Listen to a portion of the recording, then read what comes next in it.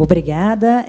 Eu sou uma mulher branca, de cabelo castanho, estou usando um óculos de aro vermelho e um blazer difícil de descrever, é um quadriculado verde, preto, com quadriculado verde, preto, roxo e blusa preta e calça preta e um bottom ABAD, nicotina não combina, que é o nome do nosso observatório, que está na nossa página da ABAD.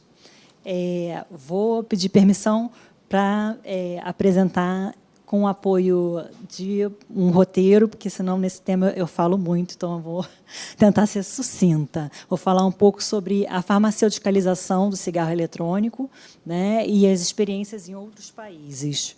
Não tem conflitos de interesse.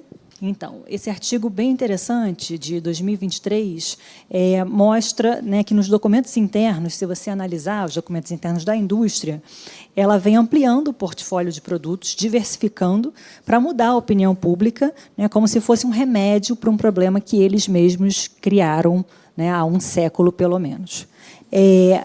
Dentro das pesquisas publicadas, quando há pessoas com conflitos de interesse qualquer, isso pode ser tanto indústria farmacêutica quanto tabaco, a tendência a mencionar resultados positivos sobre o cigarro eletrônico, mesmo com a gente se questionando sobre os métodos que não combinam com os resultados, que parece forçar uma barra, a chance é 5 vezes maior de conflito de interesse, né, nesse trabalho, com 88 artigos de 2022. E, se forem pessoas que têm conflito de interesse com a indústria, essa chance de reportar resultado positivo aumenta até 29 vezes. Então, isso é muito importante para o dado que eu vou apresentar daqui a pouco. E isso não é novidade, né? Porque, desde 1978, quando o tema, a ameaça, era fumo passivo, que eles negavam, o antídoto já era divulgação ampla de indícios médicos claros e dignos de crédito de que o fumo passivo não é prejudicial à saúde dos fumantes, mesmo sabendo que era prejudicial à saúde dos fumantes. Então, é esse nível de gravidade que a gente está lidando. Enfim, e, na verdade, né, a ciência ela trabalha com o estado atual de erros mesmo, há vieses, a gente já assume que existe essa limitação, né, como nessa metáfora dos pesquisadores cegos, na verdade, é uma anedota, né, que, assim, a gente faz uma analogia com pesquisadores, mas são pessoas cegas que estão tentando decifrar o que é que eles estão encostando, né? E cada um vai palpar uma coisa, cada um vai chegar a uma conclusão. A gente já admite isso e aceita, porque a ciência é assim, é você poder refutar ao máximo e aquela verdade continuar presente, né? Sobreviver à refutação. Então, é um convite, né? Esses slides que eu vou apresentar agora são um convite para vocês verem o mesmo fato, que é o cigarro eletrônico, de diversos ângulos, né?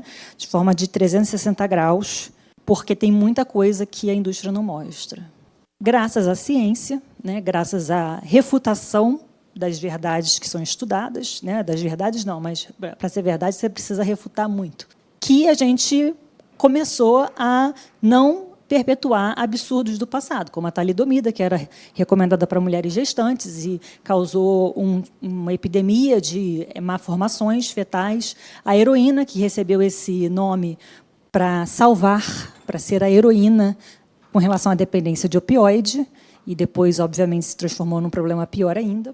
E, na última década, a crise dos opioides. Eu falo isso porque eu faço atendimento a pessoas com transtorno por uso de substância na UFRJ, e é muito comum isso acontecer, você migrar de uma substância para outra. E esse artigo, por que isso é importante? Porque esse artigo disparou, em 2013, baseado na opinião de especialistas, que o cigarro eletrônico seria 95% mais seguro, baseado na opinião, ou seja, na ideia de que seria mais seguro. Não significa que não vai ter problemas, porque dentro do pulmão, dentro do alvéolo, que é a última unidade do pulmão, ar livre, ar puro, é muito importante. E o cigarro eletrônico tem uma topografia de chegar até o alvéolo até mais fácil do que o cigarro tradicional.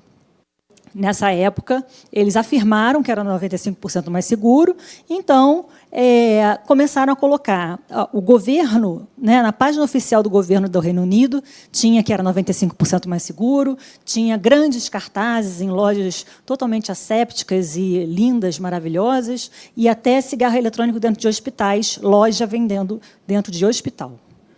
Outras propagandas, pegando o termo de redução de danos, que é uma política super importante, existem níveis, né? E é baseada em evidência, não é qualquer coisa, não é uma bagunça, qualquer coisa vai ser redução de danos? Claro que não. E, nesse caso, tem se comprovado que cada vez menos o é. Aqui são os documentos internos, então eles buscam mudar o léxico, ou seja, eles não falam mais em tabaco ou cessação tabágica, eles falam em...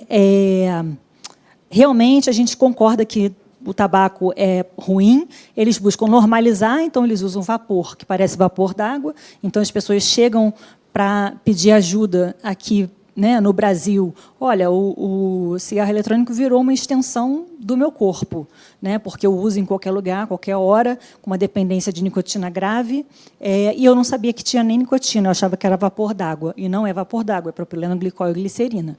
Ou seja, essa segurança que eles dizem que vai ter, depois da regulamentação de liberação do comércio, que já está regulamentado, é proibido, também não... O que já se sabe já é ruim, né, independente de controlar o que tem dentro ou não. Então, aqui, por exemplo, outras estratégias, né, que existem nessa página, que é dedicada aos documentos internos da indústria. Eles não apoiam a embalagem genérica, avisos grandes de sinalização com relação à saúde, aos prejuízos da saúde, eles querem propaganda nos pontos de venda e eles são contra também a proibição dos aditivos e dos sabores, senão eles não iniciam ninguém, né? São muitas forças que fazem com que a gente retorne a um comportamento, que a gente vire dependente, mas, nesse caso, também existe um determinante comercial de saúde importante, que é a indústria de nicotina sempre tentando interferir nas políticas públicas. E a gente sabe que ambientes saudáveis fazem escolhas saudáveis, tem uma ampla literatura. Aqui o uso de um cigarro já faz com que a substância que a gente injeta para fazer esse exame não consiga se ligar aos receptores de nicotina. Então, assim, a nicotina não é inócua, ela afeta o cérebro. E a gente já tem material suficiente para dizer que os receptores nicotínicos, quando entram nesse sequestro da nicotina, né, por qualquer produto de nicotina, tem associação com depressão, ansiedade, com saúde mental. E, quando você para de usar os produtos de nicotina, você tem melhora da saúde mental, e isso eu percebo todos os dias na UFRJ. A poluição também tem um papel muito importante, e o cigarro eletrônico polui por partículas ultrafinas, ou seja, chegam até o endotélio vascular, e isso inflama o organismo mais até do que outras vias do produto. A nicotina não é inócua. E aí eu vou mostrar aqui o que aconteceu nos países que regulamentaram através do comércio, tentando regulamentar uma indústria que sempre arranjou brecha, né, em nome de custo de saúde, custo de vida dos outros. Esse aqui é com os adolescentes dos Estados Unidos, de 2014 a 2021. O gráfico que está subindo ali, de uma forma bem aguda, é o número de adolescentes que começaram a usar a nicotina com cigarro eletrônico, ou seja, é um fator de iniciação, né? E ali, do outro lado, 10% chegou também a um nível assustador, assim, em pouco tempo, né? Que são pessoas que usam o cigarro eletrônico dentro de 5 minutos após acordar, que é um marcador importante de dependência grave, muito agudo, né? Inglaterra, que a gente ouviu em 2022 que seria um exemplo para o Brasil. Será? Aqui são adolescentes que usam atualmente o vape, né, de 15 anos. A proporção é de 18%, né, ou 20%. O salto de 8% para 20% durante 7 anos apenas, né? É muito grave. E entre 11 e 15 anos também dobrou, de 4% a 9%. Então, assim, o que o Paulo falou, né, de afetar, é uma doença pediátrica, né, o uso de nicotina em qualquer disfarce, e você depois garante a fidelidade do consumidor. E isso tem dentro dos documentos internos, eles sabem disso.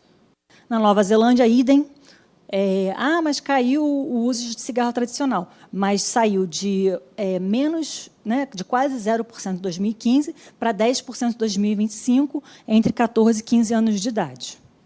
Então, é muito sério. Mesmo esses países falando, não, a gente vai regular, a gente vai criar leis muito, muito rigorosas, a Inglaterra foi uma. Ninguém registrou como remédio, registraram como, né, produto comum. E eles colocam os trabalhos como se fosse cessação tabágica. Então, os riscos da saúde são inúmeros.